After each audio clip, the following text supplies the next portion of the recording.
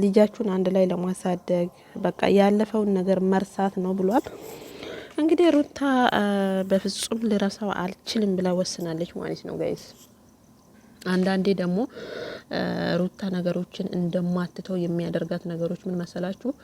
እንደዚህ እንደምታዩት እንግዲህ ዛሬ ራሱ ከሄርሜላ ፏፈሽ እያለ ነው አበጋዝ ማለት ነውና አብርሽ በነገራችን ላይ በቦታው አይጸናም። እዚህ ጋር ሲመጣ የሆነ የሚያሳዝን ፊት ያሳያል። ሩታ ጋር ምናምን ነገር ለልጁ ያለው ቦታ ምናምን ያስመስላልና ወደዛ ዞር ሲል ደግሞ ሄርሜላንም ሳይቅ ለሰለሳል።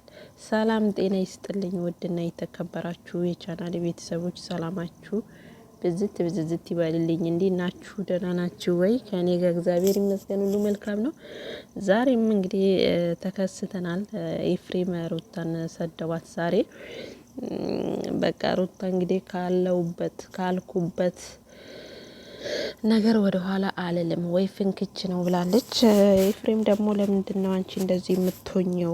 ለምንድነው ማንም ይቅርታ ማታደርጊለት? ይቅርታ ካደረግሽና ቤት ድረስ መተሽ ወደ ቤትሽ ከተመለሽ አብርሽ ከቤት ማውጣቱ ለምን አስፈለገ ብለው እንግዲህ ኤፍሬም በአካል ሄዶ ሩታን ተቆጥቷታል ማለት ነው። ሩታም እንግዲህ በጣም ተበሳጭታለች።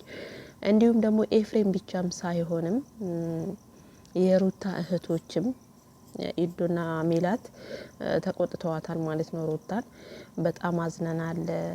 በዚህ በኩል ደስ ብሎን ነበረ፣ ወደ ቤትሽ ስለተመለሽ ደስ ብሎን ነበረ። ያኛውን ወደ ቤትሽ የተመለሽበትን ደስታ ሳናጣጥም ደግሞ አብርሽን በማግስቱ ከቤት አስወጣሽ ሩታዬ፣ ይሄ ለምን አስፈለገ ብለው ሩታን እንግዲህ በጣም ተቆጥተዋታል ማለት ነው። ሩታ ግን እንግዲህ ካልኩት ቃል ወይም ደግሞ የተግባባ ነው ቃል አለ የመጣውበትን መሰረት ወይም ደግሞ የተነጋግረን የመጣውበትን ቃል ማጠፍም አልፈልግም። ከአብርሽ ጋር መቀጠል አልችልም። የራሱን ህይወት መኖር ይችላል። ልጁን እንደፈለገ ማየት ይችላል። ለልጁ ፍቅር ሊሰጥ ይችላል። የኔና የሱ ግንኙነት ግን አብቅቶለታል እያለች ነው ማለት ያው ሩታ እንደዚህ ችክ ብላለች። እህቶቿም ተቆጥተዋል። ኤፍሬም እንግዲህ እንደዚህ እንደምታዩት በአካል ቤት ድረስ ሄዶ ሩታን በጣም ተበሳጭቶ ተናግሯታል። እውነቱን ለመናገር ሩታ ምን አለ ለአንድና ለመጨረሻ ጊዜ ለልዩ ይቅርታ ብታደርግለት፣ እውነቱን ለመናገር ማለት ነው። አንዳንዴ ደግሞ እንደዚህ ስንል ሩታ ይቅርታ የምታደርግበት እንትን ምንም የሚያሳይ ደህና ነገር የለውም አብርሽ ማለት ነው። ማለት እዚህ ጋር ሩታ ጋር ሲመጣ የሆነ በቃ ልስልስ ብሎ ምናምን ነገር የሚያሳዝን ቃል የሆነ ለልጁ ምናምን የሆነ ብቻ በጣም የሚያሳሳ ሰው ይመስልና ዞር ብሎ ደግሞ ሄርሜላን ሳይ እዛም ሄዶ ይቅለሰለሳል ማለት ነው። ምንድነው አንድ ሰው ሆኖ ስንት አይነት ባህሪ ነው የሚያሳየው ጋይስ? እንዴ ምንድነው አንተ ለቤትህና ለትዳርክ ታማኝ አትሆንም እንዴ? በዚህ ልክ ሄርሜላ ስለምንድን ነው ፊት የምትለው? ልጅቷ እንግዲህ ተስፋ አትቆርጥም። ኦልሬዲ ወይ ከሷ ጋርም ታርቀክ እኔ ሁለተኛው ውሽማክ ለሁን ለማለት የምትል ነው የሚመስለው ጋይስ። እና አብርሽ ደግሞ ያው የዋህ ነው ሲባል ጭራሽ ዘለቀው ማለት ነው። ዘለቀ በሉት አብርሽም ማለት ነው። ለምን እዛ ሩታ ጋር ሲሄድ ሌላ ሰው ነው፣ እዚህ ጋር ሄርሜላ ጋር ሲመጣ ሌላ ሰው ነው የሚሆነው እውነቱን ለመናገር እና ትላንትና አሁን ሀሳብሽን ከቀየርሽ ብዬ ነው ምናምን እያልክ ስታወራ የነበርከው ሰውዬ ዛሬ ደግሞ ሄርሜላ ቤት ምሳ ትበላለህ። እንደው ምን አይነት ሰው ነክ? የምር ምን አይነት ሰው ነክ አብርሽ? ምንድነው እንደዚህ መሽለጥለጥ? በቃ አብቅቷል። ከሄርሜላ ጋር ያለክን ነገር እኮ ቁጭት ቋህ አርገ ከት ታውቃለህ። ቃሉን የነራሱ አሳቀኝ ጋይስ። ከሄርሜላ ጋር ያለህን ነገር ከት አድርገ ወደ ሩቲ ተመልሰህ ሩታን ይቅርታ ብለ እግሯ ላይ ወድቀ በቃ በስነ ስርዓት ይሆናል አይደለ? ስርዓት ባለው መንገድ ሩታን ቢለምናት ሩታ እምቢ አትልም። ሩታ አሁን እንደዚህ በቃ ልቧ ድንድን እንዲል የሚያደርገው እዚህ ጋር ሲመጣ ሩታን ይለምናታል። ሩታ አይ ብላ እንኳን እንትን ሳትል ሳይቆይ ጋይ ሰዓታት ሳይፈጅበት ደግሞ ሄርሜላ ጋር ሄዶ ብቅ ይላል ማለት ነው በሄርሜላ በኩል። ስለዚህ ልጅቷ እንዴት ነው ይቅርታ የምታደርግለት? እንዲሁም ደግሞ ኤፍሬም ደግሞ በጣም ብዙ ጊዜ ለምኗታል ኤፍሬም ማለት ነው። ኤፍሬም ብቻው ምን ያደርጋል? እነሱ ለመናገር ማለት ኤፍሬም ሩታን የለመናትን ያህል አብርሽ ቢለምነው ይሄን የተዳራቸው የእውነቱን ለመናገር የመቼ ተስተካክሎ ነበረ እንዴ? ኤፍሬም እኮ በጣም ብዙ ነገርን አድርጓል እውነቱን ለመናገር ግን አብርሽ ከቦታው የለውም። ሀታ ከአብርሽ ጋር ተጣልተዋል። ኤፍሬምና አብርሽ ተኮራርፈዋል። ያው የትም አይደራረሱም፣ ይታረቃሉ። ግን ተኮራርፈው እንኳን እሱ ዛሬም ድረስ ለአብርሽ ነው የሚቆረቆረው። ለአብርሽ በቃ የሱ ትዳር እንዲስተካከል ብዙ ነገር ነው የሚያደርገው እውነቱን ለመናገር ማለት ነው። እና አብርሽ ምንም ሂድ ስትለው ይሄዳልና ስትለው ይመጣል። ሩታ እንዳደረገችው ነው የሚሆነው።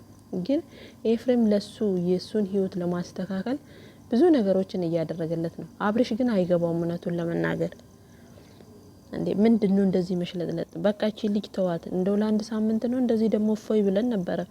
ጋሽ ዛሬ ደግሞ ምሳ ቤት ሰርቼ ነው፣ ቤቴን ላሳይክ ነው፣ ቢጃማ ለብሼ ነው፣ ያምርብኛል፣ ይቆርጠኛል፣ ይፈልጠኛል። ሹሃዳ ጋይስ እንዴት ነው ባለ ትዳር ወንድ ፊት እንደዚህ በቢጃማ መንከባለል? ምንድን ነው? ተሽከረከረችበት እኮ ልጁ ላይ ጋይስ።